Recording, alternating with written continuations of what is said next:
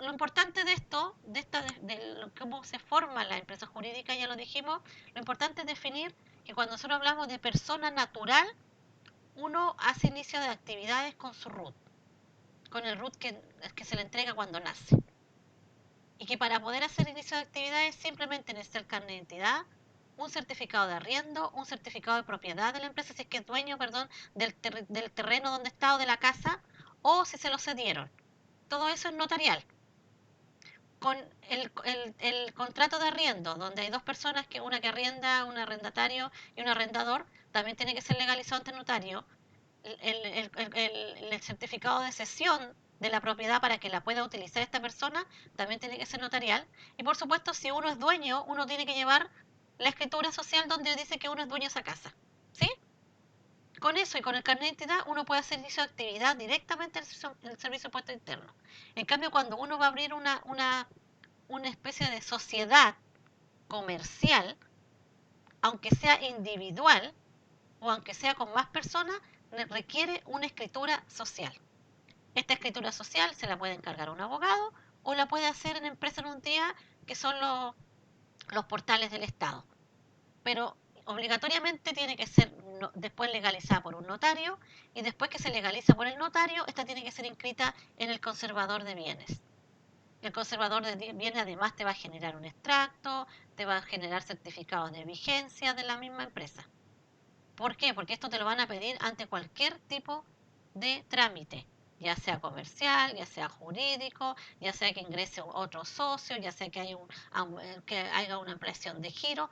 Todo eso va a modificar la escritura social. Las responsabilidades económicas, la responsabilidad de administración, los cambios en el área de la administración, los porcentajes de participación. Un socio sale, otro entra, todo eso se tiene que generar en una nueva escritura. Y va a ir modificando la escritura se puede modificar, y cada vez que esta escritura se modifique va a requerir que un abogado la modifique, y esa modificación va a tener que ir a la notaría y luego volver a ir al conservador de bienes. Esa es como la gran diferencia que hay entre una persona natural y una persona social. Que la persona social puede ser individual, sí, puede tener más socios también, pero la diferencia es cómo se constituyen. Eso es lo importante. Ahora, cada una de estas que está acá, yo las voy a definir, como les decía, las voy a mandar en un pequeño paper para que ustedes manejen los conceptos, porque esos conceptos es importante que los sepan. ¿Sí? Sociedades colectivas, estamos hablando de participan muchas personas. Eh, una colectividad implica que van a haber, más que todo, hay un interés comercial, pero es un tema de un giro que va a envolver, es un solo giro. Las sociedades de responsabilidad limitada son aquellas que están compuestas por 2 a 50 personas. Pueden haber 2 socios, pueden haber 50 socios. Las sociedades anónimas son aquellas sociedades que se relacionan por acciones. Las acciones pueden ser transadas en la bolsa directamente, el precio no lo pone la empresa, pero en la medida de que suban las acciones en la bolsa, las acciones generalmente, por ejemplo, Sokimich, Codelco, todos tienen acciones en la bolsa. Sokimich sobre todo es una empresa que siempre está con el tema que sube y baja las acciones, y eso se hace también por un tema de muchas veces de los aspectos políticos, del tema también de el tema de social, cultural, o sea, si tienen, cuando hay muchos escándalos, cuando se pilla que están metidos en corrupción, las acciones bajan, las acciones suben. Sí, también la parte política influye mucho en el precio de las acciones. El tipo en la pandemia, por ejemplo, los desastres naturales hacen que las acciones suban de precio o bajen de precio. Y en general, las sociedades tienen una cantidad mínima de dueños, por así decirlo, y una cantidad máxima de dueños. Yo lo voy a definir para que no se complique, ¿ya? Y ahora, viendo el tema de los factores, nosotros nos vamos a encontrar con diferentes factores con los cuales las empresas se relacionan con el entorno, pero también con el entorno interno, pero el entorno más externo, que es directamente su comunidad. Tenemos factores del tipo económico, factores que son del tipo sociocultural y demográfico. Demográfico quiere decir población. Factores que son del tipo político, de gobierno, y los factores legales. y los factores de la tecnología. Yo separé lo que es el factor de la responsabilidad social. Ahora vamos a definir bien todo lo otro. Dice, cuando la organización se relaciona con el entorno, dice, forma parte de un sistema social o entidad formada por la interacción de un conjunto de actividades que le permiten funcionar. Nosotros no podemos pensar que una organización funcione sin relacionarse con el entorno, sin estar insertada en una sociedad. Es imposible, porque necesita de socios colaboradores como los proveedores, como los distribuidores, necesita de un mercado meta al cual dirigirse, que son los consumidores, necesita poder relacionarse con un Estado y cumplir las leyes para poder funcionar dentro de ese Estado. El funcionamiento de una organización como sistema social consiste en utilizar como elementos de entrada los procedentes del entorno para producir otros de salida, tras la acción de la empresa como factor de transformación de acuerdo con las expectativas de los consumidores, los grupos de presión, los sindicatos, los empleados y la comunidad. Nosotros dijimos siempre, nosotros vamos como empresa, pensemos como empresa, tenemos que producir algo que quieran comprar. Tiene que haber pero también tiene que existir una viabilidad. O sea, ¿qué quiere decir? Que sea posible generar ese producto o ese servicio. ¿Ya? Cuando yo tengo expectativas de los consumidores, quiere decir que yo hice un estudio y yo dije, este producto lo van a comprar no porque yo quiera venderlo, sino porque definitivamente existe esa necesidad en el mercado. La gente quiere, en invierno ya no quiere usar abrigos, quiere usar parcas, porque las parcas son más bonitas en el sentido que tienen más colores, son más livianas, te dan un aspecto más juvenil y al final abrigan más que un abrigo. Son más versátiles, o sea, yo la puedo usar en diferentes oportunidades. Van a haber parcas que van a ser definitivamente más deportivas, otras parcas van a ser más casual y otras parcas van a ser a lo mejor más formales. Y yo voy a tener que crear a lo mejor distintos tipos de parcas. Van a haber unas que van a ser de plume, van a ser muy livianas, van a haber unas que tengan muchos cierres, otras que tengan pocos cierres, otras que les puedes agregar, tú le puedes agregar, qué sé yo, un gorrito a la parca, porque estamos hablando a lo mejor para la lluvia, otras que son simplemente para el frío o para el viento, como los impermeables. Entonces, la necesidad y los gustos van cambiando en las personas, pero eso también es porque uno generó un estudio donde dice que Antofagasta en los años 80 la temperatura en invierno no bajaba de los 17 grados. Hoy en día a veces tenemos 10 grados de temperatura, por lo cual ya no podemos andar con una polera y una chalequita encima nomás, ya necesitamos cubrirnos más. De repente en Antofagasta cae agua, cosa que antes no pasaba. Hace más frío, ya el tema de hoy en día podemos darnos cuenta que definitivamente el sol ya no es simplemente un sol que nos quema, que uno va a la playa y se tosta un poco, no, te produce cáncer, entonces ya tienes que se genera una necesidad distinta, no es solamente una necesidad de cubrirse el sol, sino hay que protegerse de los rayos ultravioletas. Y ahí nacen los bloqueadores de 10, de 20, de 30, bloqueadores para personas alérgicas, para bebés.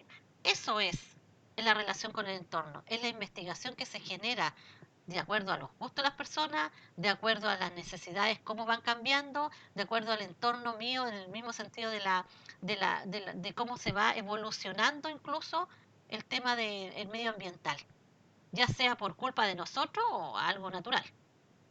¿Se entendió bien?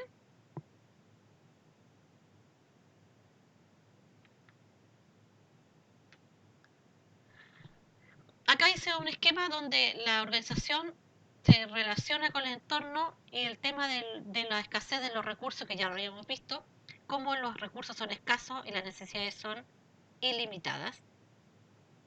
Nosotros tenemos un entorno que es totalmente dinámico, que está siempre en movimiento, que por supuesto cambia. ¿Y por qué va a cambiar? Porque cambian las personas todos los días. Los eventos que pueden generar también otros cambios son eventos de una situación política y social. Por ejemplo, nosotros vimos cómo nos cambió la vida después del 18 de octubre, porque eso es algo político y social. Cómo cambia la tipificación de cómo se van repartiendo los recursos cuando nosotros tenemos un gobernante o tenemos otro gobernante. Hay gobernantes que son netamente más gestores, o sea, que son administradores, que generan políticas de empleabilidad, y hay otros gobernantes que son más sociales, que generan políticas más proteccionalistas. La situación económica de las personas también va a generar, porque si la empresa privada, por, digamos, por diferentes factores, ya sean de seguridad, porque no le gusta la nueva política, porque hay reglamentaciones que prohíben muchas cosas, empieza a retirarse de este entorno que nosotros tenemos como sociedad, se va a generar a lo mejor una baja de empleabilidad y la situación económica de todos los participantes, ya sean familias, personas, contratistas, proveedores, va a disminuir y se va a generar un ciclo de recesión. También está la competencia. Cuando nosotros tenemos un producto que se vende mucho, los competidores o los potenciales competidores también ingresan al mercado. Y esa competencia muchas veces destruye otra empresa, absorbe otras empresas, como lo que ha pasado en los bancos, que cada vez los bancos son absorbidos por las transnacionales de otros bancos y ya no están quedando bancos nacionales, que la mayoría son extranjeros. O hay una persona que tiene mucho dinero y compra la mayoría de los bancos, y hace uno solo. Y esa competencia, la única forma de diferenciarnos nosotros va a ser a través de una diferenciación del producto, de calidad del producto, también a través de los costos de mis productos, cuánto me cuesta a mí para que yo pueda ofrecer un precio más bajo. Y la calidad es que yo me voy a diferenciar. La diferenciación implica que mi producto es más caro, pero es de mejor calidad y el público lo va a entender. ¿Sí? Las políticas de gobierno, ¿qué me dicen? Usted, para poder hacer un inicio de actividades, tiene que ir al Servicio de Impuesto Interno. Si usted requiere el permiso, tiene que sacar patente municipal y además tiene que sacar un servicio de salud. Son políticas del gobierno y por lo tanto todos los meses va a tener que pagar una cantidad de impuestos, va a tener que sacar un permiso que es semestral o que es anual para su patente.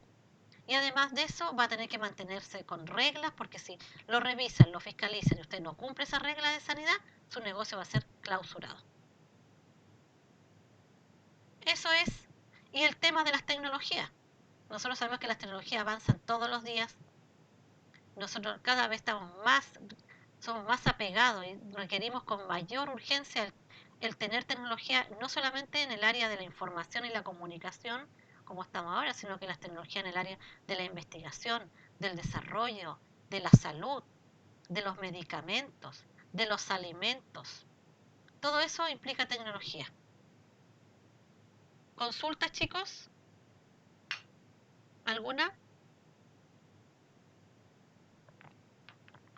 Seguimos entonces. Este tipo de mapa también que tengo acá, lo que me Profe, dice, una consulta dígame. respecto al tema de la fiscalización que hace el gobierno con las empresas. Por ejemplo, yo veía el caso de que en Alemania le prohíben a una empresa que mantenga así como los precios muy por debajo del estándar que tiene el mercado, con el fin de que no quiebra a las empresas más pequeñas o a las pymes, como se dice acá en Chile. Pero acá no existe como esas regulaciones, ¿verdad?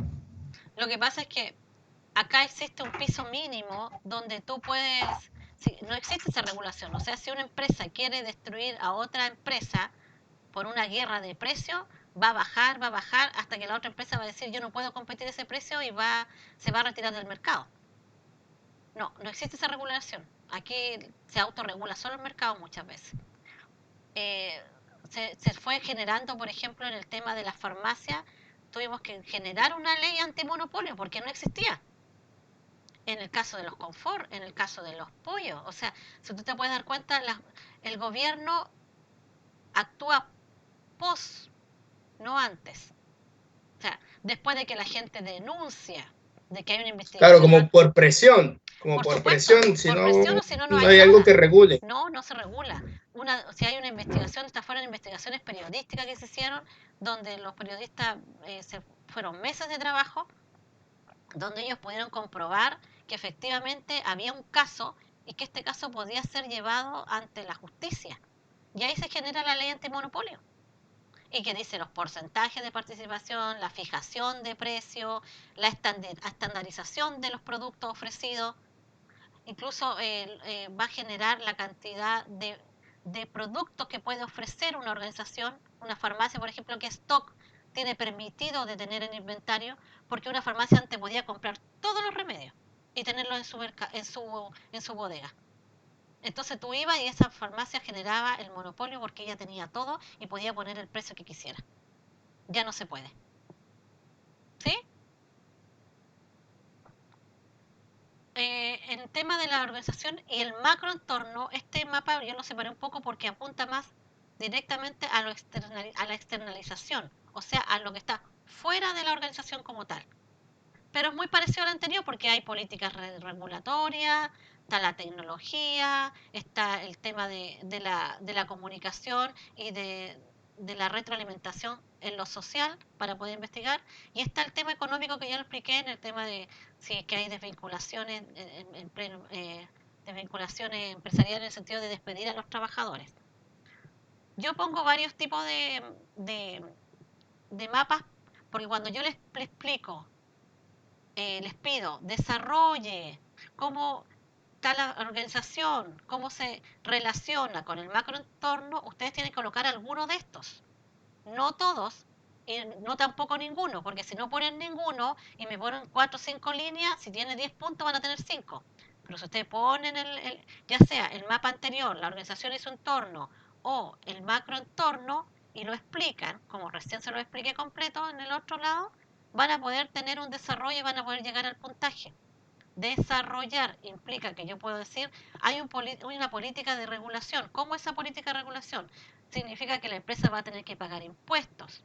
Lo primero es que la empresa tiene que trabajar en un sentido formal, o sea, tiene que hacer inicio de actividades. Si es una persona natural, no requiere más que su carnet y un contrato de arriendo. Si es una persona jurídica o social, va a tener que hacer una constitución, va a tener que hacer una estructura de una sociedad, y después que ya tenga todo eso va a poder entrar al plano regulatorio, que implica pagar impuestos, pagar patentes, cumplir con normativas para poder trabajar con el gobierno en el cual se esté trabajando, ya sea nacional o una empresa internacional. ¿Sí?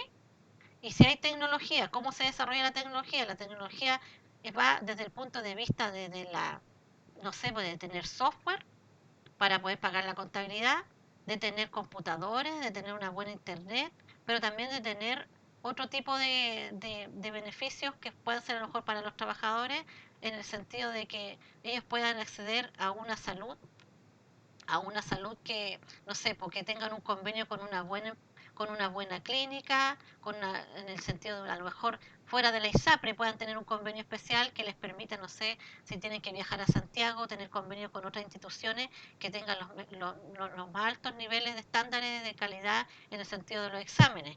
No como acá, que los exámenes lamentablemente muchas veces te dicen que tú tienes enfermedad y tú vas a Santiago y definitivamente tienes otra cosa. Entonces la tecnología no es solamente para el tema de la internet, de las comunicaciones, del correo, del celular y de un excesivo control que puedan tener los jefes sobre los trabajadores. La tecnología también tiene que ayudar al trabajador, ayudar a la comunidad en la cual está inserta esta institución. ¿Ya? En general es lo mismo de lo anterior. Aquí ingresa un poco lo que es en mi empresa, habla directamente del FODA, fortalezas, debilidades, ¿ya? Ventajas como a lo mejor oportunidades que uno puede tener, las competencias que uno tiene como empresa, no la competencia externa, sino la competencia que yo tengo, ¿sí? Como fortaleza, como mis competencias como organización, como qué tan competente soy como organización, tanto con mis clientes internos, que son mis trabajadores, como en la rentabilidad, como en la maximización de los recursos, como no generar externalidades negativas. ¿Ya? Escuchen cuando yo hablo, cuando lo graben y lo vuelvan a escuchar, para que ustedes después por último lo escriben y así pueden desarrollarlo en la prueba. Cuando yo hablo de factores económicos, estoy hablando de variables, el nivel de ingreso de las personas, estoy hablando de el nivel de ingreso mínimo que puede tener esta persona, y el máximo no lo define el Estado. El Estado lo que puede decir una banda es el mínimo que en Chile se puede ganar hoy en día, son 350.000 pesos brutos. ¿Sí? De ahí en adelante los empresarios pueden aumentar de acuerdo a las capacidades de los trabajadores, de acuerdo a lo que ellos quieran ofrecer.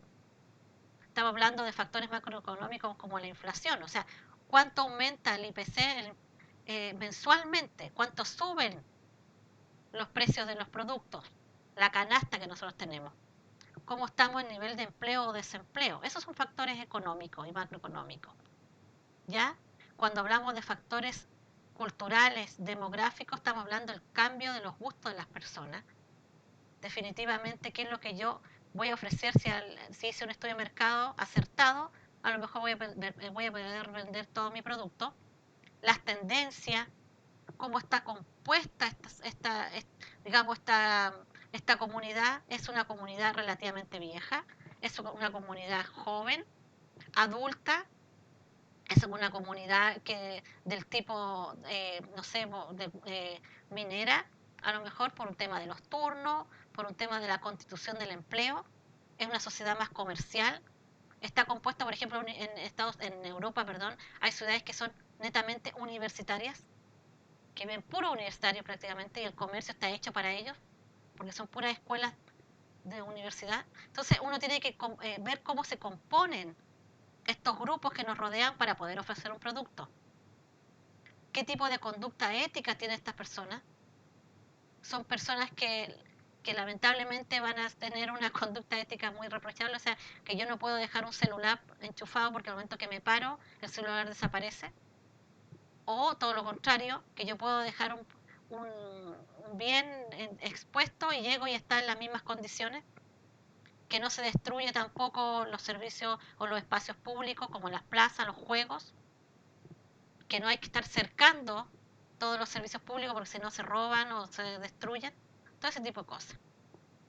Cuando yo hablo de los factores políticos, del gobierno y legales, estoy hablando principalmente de las regulaciones, como ya se los dije antes.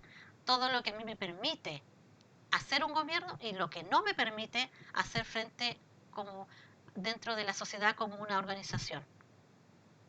El presupuesto público se hace a través del Ministerio de Hacienda y lo hace a través de la DIPRES, que es la dirección presupuestaria.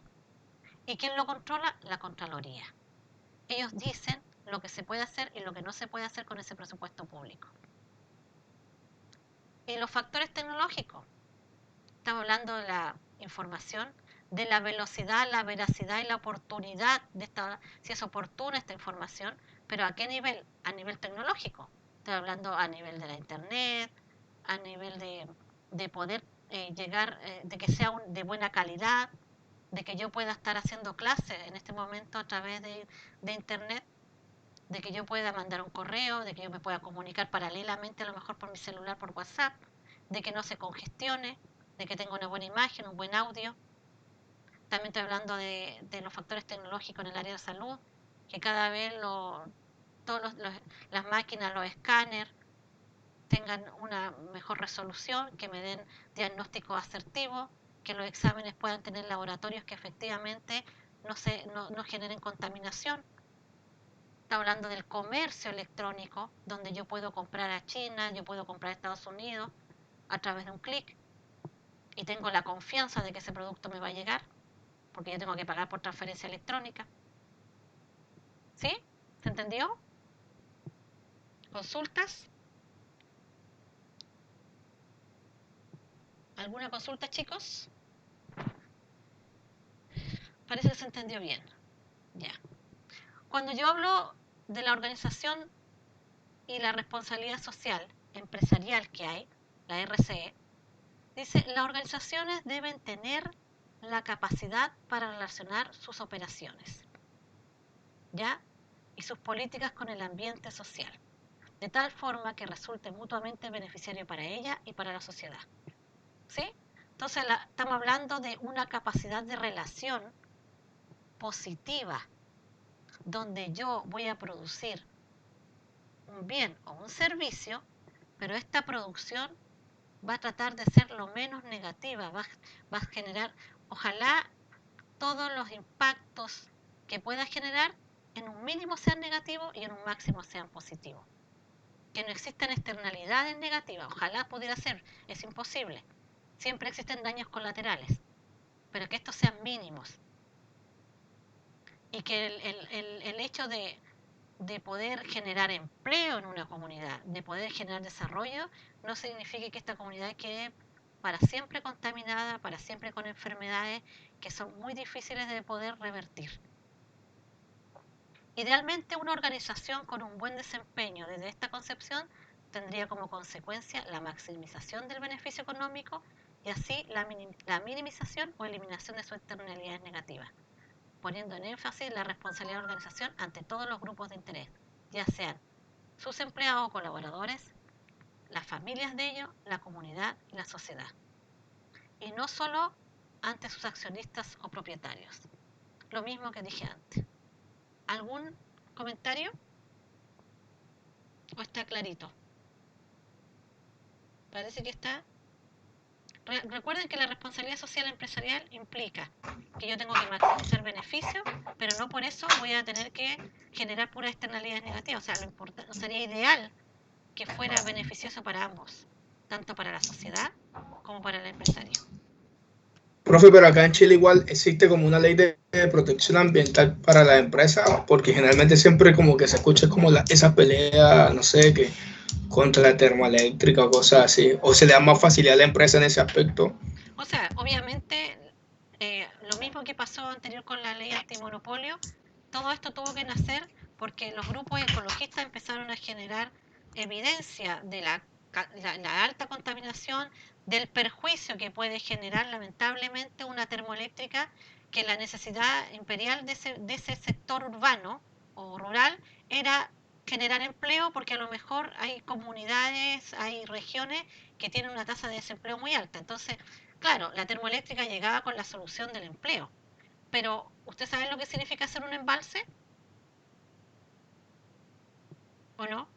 ¿Alguien sabe lo que es un embalse? El embalse significa que nosotros vamos a tener una cadena montañosa de muchas montañas o cerros que van a ser llenados totalmente de agua, porque vamos a generar un caudal hacia ese espacio. Todo lo que esté en ese espacio, que no estoy hablando de 100 metros ni 500 metros, estoy hablando de espacio inmenso, va a ser completamente inundado. Eso es lo que está diciendo. Por lo tanto, toda la vida que hubo ahí murió. Animales, vegetales, el ecosistema en general muere. ¿Sí? Estamos hablando de la extinción de algún tipo, algún animal, algún árbol, qué sé yo. Entonces, ante esa situación se tiene que generar una política de equilibrio. Quizá hace 100 años, 50 años, era totalmente el impacto que se podía generar negativo no se podía controlar, no se podía minimizar. Hoy sí se puede minimizar. Hoy a lo mejor se pueden hacer estudios de medio ambiente donde existan espacios o terrenos geográficos que generen menos impactos en el ambiente medioambiental, donde se maten menos comunidades, la ecología se vea menos afectada. Ante eso es lo que se lucha. Porque obviamente sabemos que la termoeléctrica es necesaria, el aumento de la población genera beneficios, que la gente necesita la electricidad en la conducente de la internet. Yo no puedo tener internet en la casa si no hay electricidad. Si le cortan la luz, se acaba el internet. Entonces la comunicación, la tecnología va a llegar efectivamente. Y si nosotros tenemos a lo mejor la termoeléctrica, porque nosotros estamos aquí en el lado norte, no vamos a tener electricidad a través de una planta hidráulica. ¿Se entiende? ¿Cómo vamos a tener electricidad acá en el norte? Hace 40 años atrás la única forma era con petróleo. Y era sumamente contaminante. Y eso estaba al lado del líder. Esas chimeneas funcionaban todo el día, porque eran a petróleo. Después, una que otra planta nosotros las podemos manejar ahora como desalinizadora, ¿sí? Pero la tecnología que se pedía para desalinizar el agua con plantas desalinizadoras es en ese momento no era alcanzable. Y si era alcanzable también era contaminante. Porque ustedes saben que lo que nosotros hacemos, tomamos el agua del mar, le sacamos todos los minerales, la dejamos sin vida prácticamente, la ocupamos y lo que nos sobra se devuelve al mar. O sea, estamos matando también todo el micro ecosistema que tiene el mar. Hay un montón de vida que no se ve, que no son solamente los pescados. Los peces, por así decirlo, perdón, no los pescados. Pescado es lo que nosotros comemos muerto. Los peces en general no es solamente la vida que hay en el mar. Entonces, a eso súmale que para poder tener una planta de ese tipo se necesita energía nuclear, que tiene que tener otras Profe, y seguridades ninguna mayores. empresa, disculpe, profe, ninguna empresa ha visto el tema de los paneles solares acá en el norte donde no Sí, llueve. pues sí, tú vas para, si tú te vas al interior de acá de Antofagasta y vas hacia Calama, está la empresa, todo lo que es la energía eolítica, ¿cómo se llama? Esa que de los remolinos que dan vuelta, Eólica, eólica, ¿no? la termoeléctrica que se está aplicando ya en los colegios, por ejemplo, todos los colegios, la mayoría de los colegios públicos trabajan con energía de paneles para calentar todo lo que es el agua y para dar la mitad, por lo menos, la mitad o las tres cuartas partes de los colegios tienen energía eléctrica a través de paneles. Lo que pasa es que hay otros estudios también que dicen que están las energías, las geo, que se sacan de todo lo que es, digamos, los volcanes pequeños que hay, como esta erupción, pero todavía no tenemos la tecnología para poder atrapar este tipo de energía. El día que se encuentre, o a lo mejor se encontró y no lo quieren hacer porque las economías también influyen mucho, van a generar muchos cambios en la producción de energía. Hace mucho tiempo, yo desde el año 2000 que se está trabajando con lo que es las energías limpias, así se llaman. ¿Ya? Los desafíos actuales que nosotros tenemos como organización, siempre como organización, tenemos la tendencia de la globalización, que significa que las comunicaciones ya no existen límites de frontera, porque nosotros vamos a poder comunicarnos directamente a través de la misma tecnología que tenemos con personas que están geográficamente en distancias que antes era imposible, ya sea dentro del territorio nacional o internacionalmente. Tenemos tendencias como el outsourcing global, que significa que yo voy a externalizar ciertas áreas de mi organización para poder, por ejemplo, en el tema de los bancos, se externaliza, muchas veces no son los reponedores, los supermercados no son del mismo supermercado, son empresas externas, ¿ya? Y así hay un montón en los bancos, por ejemplo, los cajeros, los guardias, ya no pertenecen a la misma organización. Y también tenemos alianzas estratégicas, donde la alianza implica que yo me uno con otra empresa del mismo rubro o bien que la absorbo. Está el tema también de la competencia, que actualmente es intensa, y eso hace que uno quiera, en forma de presionar, disminuir los costos de la producción. ¿Por qué? Porque la única forma de competir hoy en día, a través de que es la diferenciación, que ya es calidad, que ahí significa un mercado que uno tiene identificado, que un segmento importante, a lo mejor para mí, va a pagar siempre lo que yo le pida que pague porque es fiel seguidor a ese producto. Pero eso no es el caso común.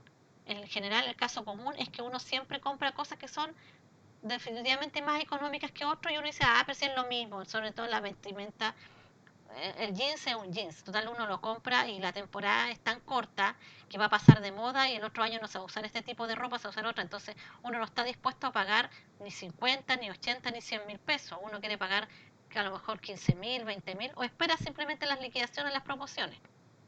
Y entonces esto hace que nosotros en las empresas nos dediquemos a disminuir los costos de producción, pero no invertimos en lo que es investigación y desarrollo, porque eso implica que esta a lo mejor va a ser a muy largo plazo, va a haber un fruto de esa investigación y desarrollo. Yo lo que necesito es inmediatez para poder mantenerme en este mercado que es voraz. Recién lo vimos, la ética y la responsabilidad social. Hoy en día, como tú lo decías, José Manuel, la mayoría de las nuevas leyes son por el escrutinio social. O sea, nosotros estamos exigiendo cada vez más que se respete el medio ambiente. A través del mayor conocimiento nos damos cuenta que las empresas no estaban contaminando, que sí había mucho plomo, que hay materiales pesados flotando en el ambiente, que el agua no es un agua que tiene niveles muy altos de contaminación como para el consumo y cosas así. La velocidad y la capacidad de respuesta que hoy en día se exige en el entorno organizacional y las expectativas que tiene la organización son muy rápidas. Yo no puedo pensar que lo que les gustaba a mis clientes en el otoño pasado, en la primavera pasada, va a ser exactamente lo mismo que les guste ahora. A pesar de que la moda es cíclica, muchas veces uno pasan 20 años y se repiten como un poco los gustos, pero siempre cambian. ¿Ya? La innovación de los nuevos productos y los servicios para mantener la competitividad cada vez mayor. O sea, tú tienes que estar a la vanguardia de la tecnología porque si no, definitivamente va a fracasar. Ya tenemos lo que es el tema de la diversidad, que hoy en día estamos en la diversidad de género. Ahí estamos hablando, cuando yo hablo de diversidad de género, por ejemplo, hay leyes que están obligando a la contratación, llegar a un porcentaje mayor de contratación de mujeres, ya sea a nivel público como a nivel privado. ¿Ya? Tenemos también la diversidad de etnias, o sea, estamos reconociendo que hay ciertas etnias que tienen que mantenerse, respetar los espacios, incluso entregarles recursos para que ellos puedan mantener su cultura, sus costumbres. La diversidad de edad. Las sociedades se están convirtiendo cada vez en sociedades más viejas porque las expectativas de vida de las personas han aumentado por la misma tecnología, por los mejoramientos en la salud, en los hábitos alimenticios, por reconocer que uno tiene que comer con menos azúcar, menos sal, qué sé yo, menos sodio. Y en general, esos son como los desafíos que nosotros tenemos como organización. Y reconocerlos todos es difícil, pero poder reconocer los más importantes hace que ciertas empresas definitivamente sí puedan mantenerse en el medio comercial, siempre puedan estar a la vanguardia muchas veces ellas.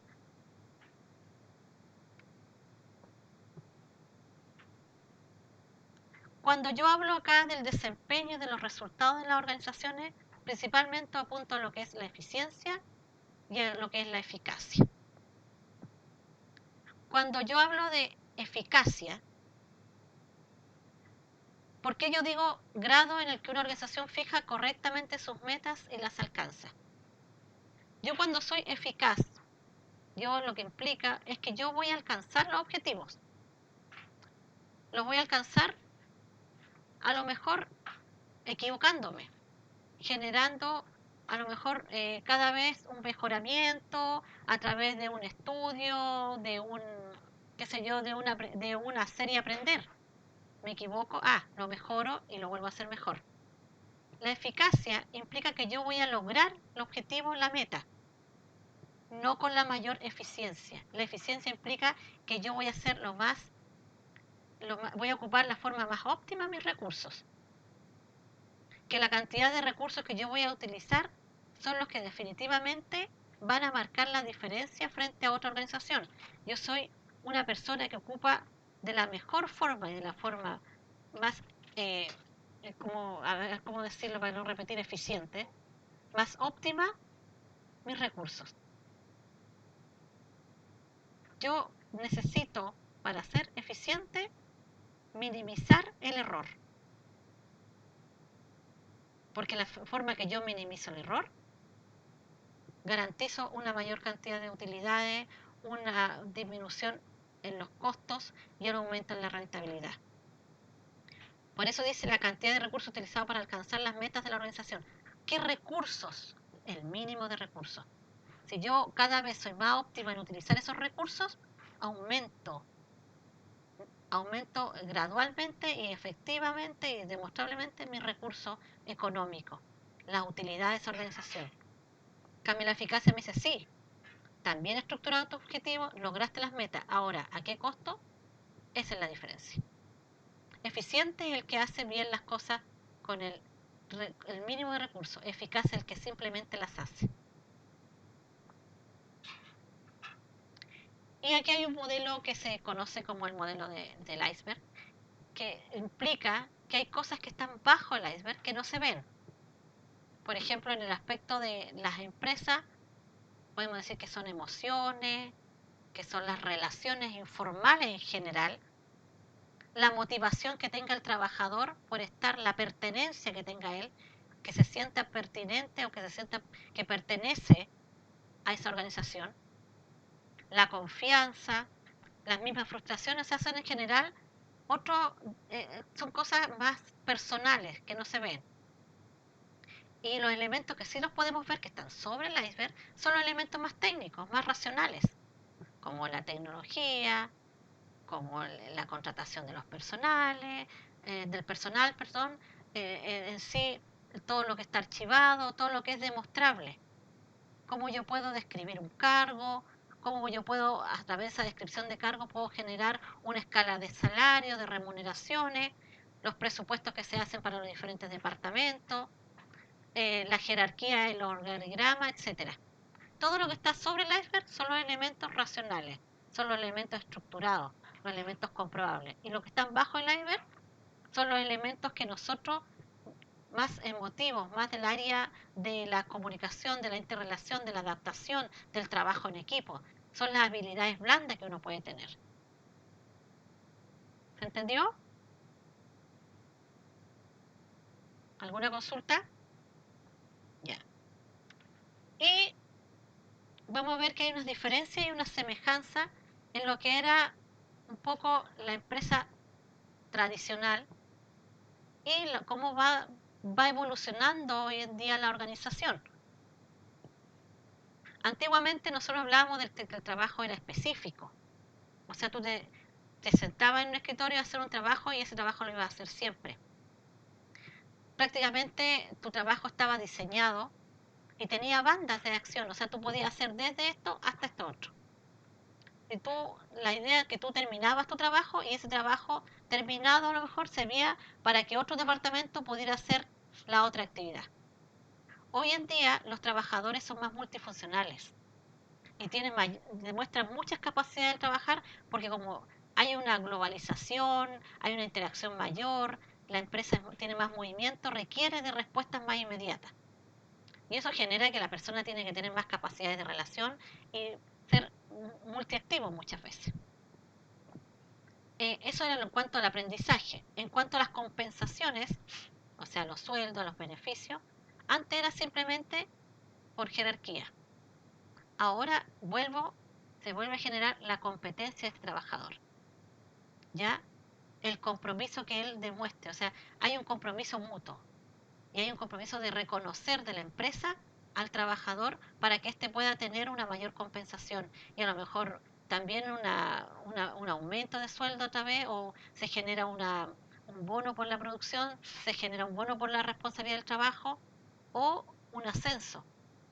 Entonces hay un compromiso mutuo de poder hacer bien el trabajo porque tengo más competencias para realizarlo, porque la empresa me da la confianza para poder desarrollarme en otra área, para poder demostrar que también me manejo en otras circunstancias y que tengo mayor cantidad de habilidades para poder enfrentar ciertas situaciones. En base a la relación que yo pueda tener con mi equipo de trabajo, ya sea como con los pares como líder, o sea, como jefe de la sección, del departamento, como gerente o como un trabajador, antes era grupal, o sea, cada uno hacía su trabajo, su pega. Hoy en día es cooperativa, se trabaja en equipo, siempre se piensa en nuevos desafíos, ¿sí? En cuanto a la actitud que yo pueda tener frente al empleado o la actitud del empleado en sí, como yo como trabajador, antes era muy indiferente. Hoy en día es más de identificación. Si la empresa a mí me permite poder desarrollarme, poder no ser un autómata y ser una persona que entregue esos conocimientos y que estos conocimientos sean valorados, respetados, yo me voy a sentir identificado en esta organización. Y con esa identificación voy a ser una persona que va a estar siempre cooperando, que va a estar enfrentando los desafíos y que va a decir a lo mejor sí a acciones o actividades o tareas que no le corresponden, con tal de poder ayudar a la organización a lograr el fin que ellos quieren, qué sé yo, si quieren lograr hacer una campaña publicitaria, lograr la salida de un bien, de un servicio, el cumplir un proyecto, en el tiempo que corresponde, a lo mejor van a trabajar el día domingo, van a ir los días que le... Porque vas a ver que todo eso va a significar un reconocimiento y una compensación por parte de la empresa como organización. Y así vamos a tener, antes era una administración más dominante, ahora hay liderazgo. Hay, hay digamos, una interrelación, hay una fluidez de comunicación. Se está reconociendo que las personas tienen que haber una sinergia que es que si yo trabajo en equipo logro más que si trabajo solo o que si simplemente divido las tareas, que tiene que haber un sentido de escuchar porque la persona que está ahí está aportando y que esos aportes van a generar a lo mejor mejoras muy importantes. Tiene que haber retroalimentación, yo tengo que hacer un control y tengo que medir cuáles son, en qué parte nosotros nos equivocamos y por qué nos equivocamos. Tengo que escuchar al resto de las personas. Eso se da a nivel de todo, se da a nivel de educación principalmente, a nivel laboral también. Eh, la retroalimentación antes era escasa, hoy día existe, a lo mejor es un poco tardía, pero está, ya hay que mejorarla. Y en general eso es como lo nuevo que podemos tener de las organizaciones.